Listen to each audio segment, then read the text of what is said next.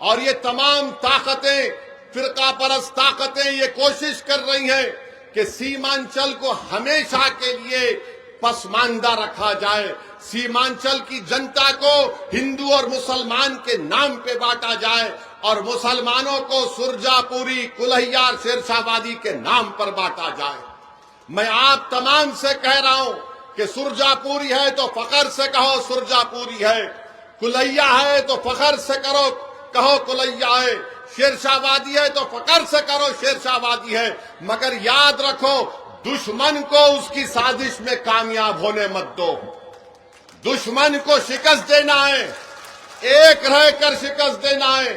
और रहा सवाल प्रधानमंत्री का, प्रधानमंत्री जितना दूर फेंकते हैं उतना कोई नहीं फेंकता है, इतना लंबा लंबा झूठ बोलते हैं कोई नहीं। प्रधानमंत्री आज से कई बरस पहले सऊदी अरब गए थे। सऊदी अरब गए तो वहां पर प्रधानमंत्री को सऊदियों ने एक पुरानी तोप दिखाई, तोप। तो प्रधानमंत्री तोप को देखे, सब फिर के वीडियो है। अब मैं उस पर कुछ बोलूंगा, वो थोड़ा आपको हंसाने के लिए, बीजेपी वाले नाराज ना हो। तो प्रधानमंत्री उस तोप को देखे और उस सऊदी शेख से पूछे, ये शेख ये तोप कितना दूर फेंकती? तो वो सऊदी शेख बड़ा चालाक था, बोला वल्लाह तुमसे कम फेंकती।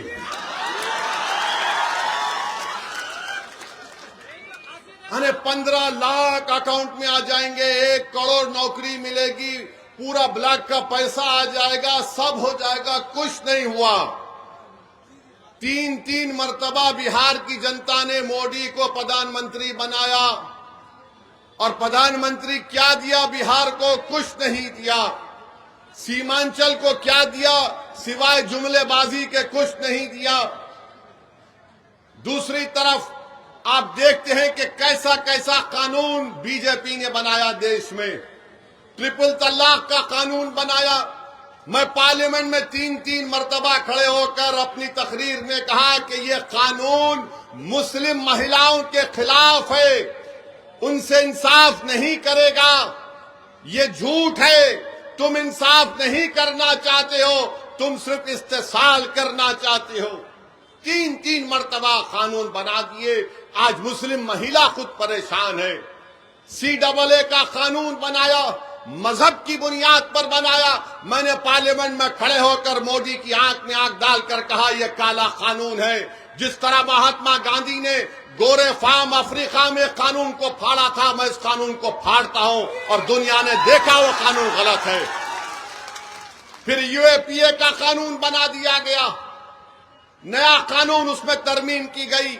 मैं प्रोफेसर मुसव्विर आलम से पूछना चाह रहा हूं, आप तो पढ़े लिखे हैं ना प्रोफेसर साहब, आप हमको बताओ, जब 2019 में अमित शाह UAPA के कानून को तरमीम कर रहा था तो क्या तुम्हारी पार्टी उसकी तायद नहीं की? बताओ प्रोफेसर साहब, किसने उसकी मुखालिफत की थी? असदुद्दीन ओवैसी ने उसकी मुखालिफत की।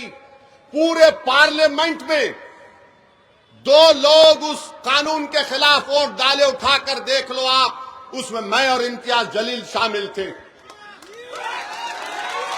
और आप जिस पार्टी से ताल्लुक है, राजद से पूछो, राजद ने भी सपोर्ट किया था। यानी अमित शाह कानून ला रहे और मुसव्विर साहब की पार्टी और राजद उसको सपोर्ट करती है। मंजलिस ने मुखालिफत की। फिर कानून लाया गया वक्फ का। देश के प्रधानमंत्री मुल्क के वक्फ को खत्म करना चाहते हैं, मस्जिदों को छीनना चाहते हैं, दरगाहों को छीनना चाहते हैं, कब्रिस्तान को छीनना चाहते हैं, ईदगाह की जमीन को छीनना चाहते हैं। बीजेपी और नरेंद्र मोदी और नीतीश कुमार के साथ वक्फ को खत्म करना चाहते हैं पूरे भारत में। मेरे अजीज दोस्तों और बुजुर्गों, उस वक्त भी हमने पार्लियामेंट में खड़े होकर मैंने उस कानून पर अपनी तकरीर की और उस 45 तरमीमात के ऊपर मैंने कहा यह संविधान के खिलाफ है। मैंने कहा यह कानून संविधान के खिलाफ है और उस कानून को फाड़ दिया। 128 पेज की मैंने रिपोर्ट लिखकर पार्लियामेंट में पेश की कि कानून क्यों संविधान के खिलाफ है। अरे बताओ प्रोफेसर साहब, आप क्या कर रहे थे?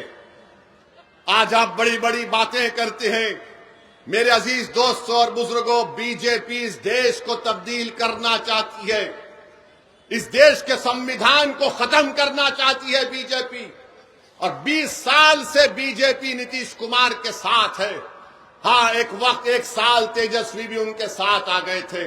नीतीश कुमार की काबिलियत यह है कि उनका अगर रात में सुबह उठते हैं और उनका दिल ये बोला कि नहीं अब के आज मैं चाय मोदी के साथ पीऊंगा, तो उनके साथ पी लेते हैं। अगर दूसरे दिन ख्वाब में उनको कुछ आ गया तो बोले अब तेजस्वी को खरीद कर लेता हूं। तो शायद नीतीश कुमार को भी नहीं मालूम कि वो कब किस तरफ करवट ले ले। जिस तरह बिहार में ब्रिज बैठ जाता है, उस तरह नीतीश कुमार कुछ भी कर सकते हैं। हर कोई मुझसे पूछ रहा है ये क्यों आया, क्यों आया, क्यों आया, हैदराबाद से क्यों आया। मेरे भाई याद रखो, भारत एक आजाद मुल्क है। बिहार और हैदराबाद हमेशा भारत का हिस्सा था और रहेगा। ये जो इनकी सोच है ना, ये जागीरदारों की सोच है, ये समानतावाद की सोच है। तू कौन होता हमारे इलाके में आने का? अरे ये इलाका तुम्हारे बाप का नहीं है, मैं आता था, आता रहूंगा इंशाअल्लाह ताला। अगर तुम्हारे में हिम्मत है तो रोक के दिखा। कोई कहता है कि सिक्योरिटी, अरे निकाल लो सिक्योरिटी, मौत का एक ही दिन है, एक ही वक्त है। ओवैसी दुनिया में आया, ओवैसी और हम तमाम दुनिया में आए तो हम एक ही वक्त मरेंगे, 2 वक्त नहीं मरेंगे। बोल कब मारना, मैं तैयार हूं सीमांचल के लिए मरने के लिए। यहां के आगे, बिहार को आगे, अरे बिहार नहीं, हिंदुस्तान के कोने कोने में गए हैं।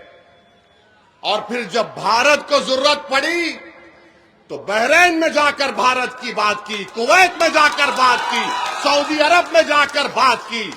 अरे तुम्हारी जबान तो, तुम तो गूंगे हो, तुमको एक ही बात आती है, ओवैसी ओवैसी ओवैसी। अबे तुझे घर में मोहब्बत नहीं मिली तो मेरा क्या कसूर उसमें। अल्लाह आपके इत्तेहाद को सलामत रखे। बहुत बहुत शुक्रिया। अस्सलाम वालेकुम।